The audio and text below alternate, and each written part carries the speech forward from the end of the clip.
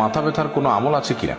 মাথা ব্যথা শুধু নয়, শরীরের যে কোনো অঙ্গে ব্যথা হলে আপনি একটা দোয়া পড়তে পারেন। দোয়া হলো আউযু বিইজ্জাতিল্লাহি ওয়া কুদরাতিহি মিন শাররি মা আজিদু ওয়া উহাযির। ব্যথার জায়গায় হাত রেখে, যেমন আপনার মাথায় ব্যথা, তো মাথায় হাত রেখে আপনি দোয়া পড়বেন আউযু বিইজ্জাতিল্লাহি ওয়া কুদরাতিহি মিন শাররি মা আজিদু ওয়া উহাযির।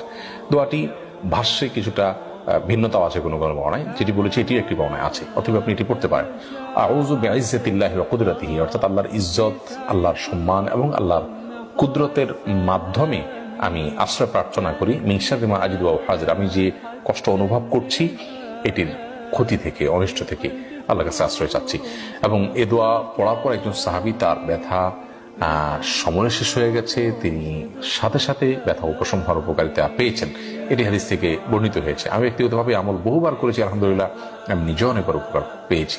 কখন যদি উপকারিতা আমরা না পাই, তাহলে সেক্ষেত্রে আমার কোনো ত্রুটির কারণে সেটি হচ্ছে না, হাদিসে বর্ণনা কখনো ভুল বা মিথ্যা নয়।